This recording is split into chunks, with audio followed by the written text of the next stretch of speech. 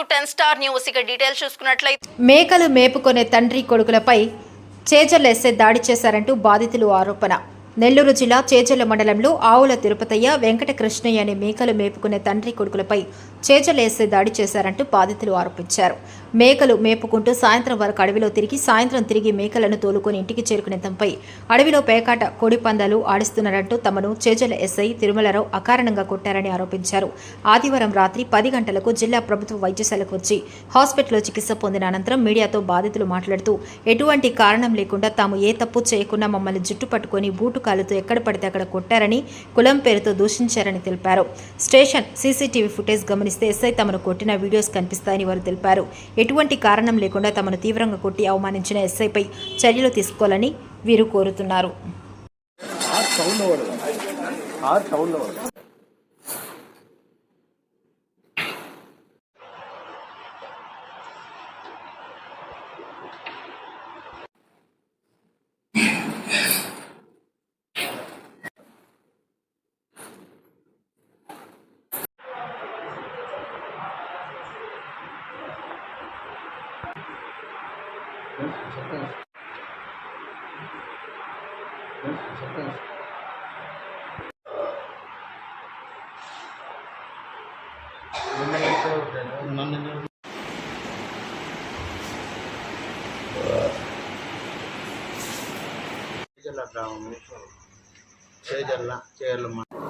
నా పేరు ఆవుల తిరుపతయ్య, చేజర్ల మండలం, నెల్లూరు జిల్లా.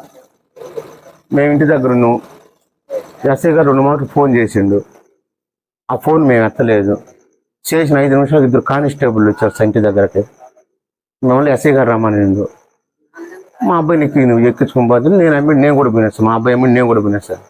పోయిన తర్వాత ఏరా మీ అడవిలో కోడి పందాలు వేసేది ఎవరైనా అడిగింది సార్. మాకు తెలియదు సార్ అని చెప్పిన మా అబ్బాయి అండి సార్. తెలియదు అంటే 2 కత్తులు తీసుకొని పొడుస్తున్నావంట, చేపలకు పోయే వాళ్ళందరినీ చేపలకు బాగా కొన్ని చంపుతున్నావు, నువ్వు అంత రౌడీ ఎవరు అని చెప్పి జుట్టు కూడా పుట్టుకుంది సార్.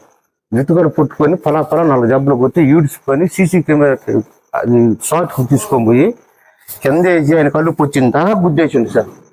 సార్ చచ్చిపోతాడు సార్. నేను పోతే ఇటువంటి పెద్ద కర్ర ఒకటి తీసుకొని నన్ను 2 మాటలు 2 దెబ్బలు కొట్టిండు సార్. నన్ను శంపంగా దెబ్బలు కొట్టిండు సార్. మా అబ్బాయి అయితే అలుపు వచ్చిందా గుద్దేసింది సార్. గత గుద్ది కాలితో తన్ని చిత్రహింసలు చేసింది సార్. ఏ తప్పు చేయలేదు సార్. మేము ఏ తప్పు చేయలే, ఏ నేరమో చేయలే. మమ్మల్ని కెలు నంపిండు.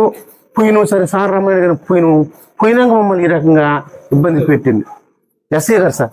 చేయాలి ఎస్ఐ సార్. నా పేరు వెంకటకృష్ణ సార్. మా చేజర్ల మండలం, నెల్లూరు జిల్లా. నేను రోజు మేకల దగ్గరికి వెళ్తాను సార్.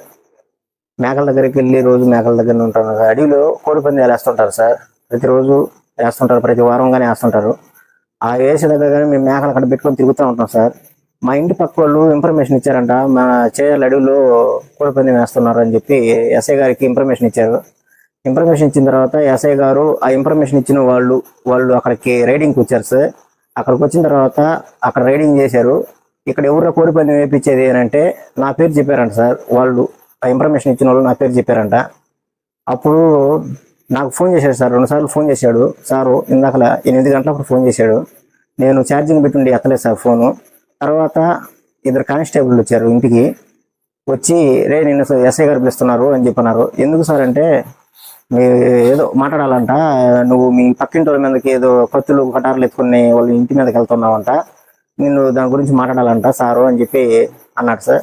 అవును, నేను మా నాన్న ఇద్దరం వెళ్ళాము సార్ స్టేషన్ దగ్గరికి. వెళ్ళిన తర్వాత ఎవరు నువ్వేరంట వెంకటకృష్ణ అంటే నేనే సార్ అని చెప్పాను. ఎవరు నువ్వు ఎంతమందిని పొడుస్తున్నావు, చేపలు పోయేటప్పుడు వాళ్ళని ఒంటరిగా చూసి నరకాలని చెప్పి అన్నావంట, నువ్వు అంత మగోడు అంటరా, నా కొడక నీ అమ్మని దెంగ అని చెప్పి నన్ను బాగా కొట్టాడు సార్. ఎస్ఐ గారు తిరుమలరావు గారు కొట్టాడు. కొట్టిన తర్వాత మళ్ళీ ఆ సీసీ కెమెరా ఫుటేజ్ ఇక్కడ నుంచి మళ్ళీ బయటకు లాక్కొచ్చాడు సార్. జుట్టు పుట్టుకొని లాక్కొచ్చాడు బయటికి. లాక్కొచ్చి కింద పడేసి బూట్ కాలుతో చేతులతో బాగా గుద్ది ఏపల మీద గుండె మీద బూట్ కాలుతో తన్నాడు సార్.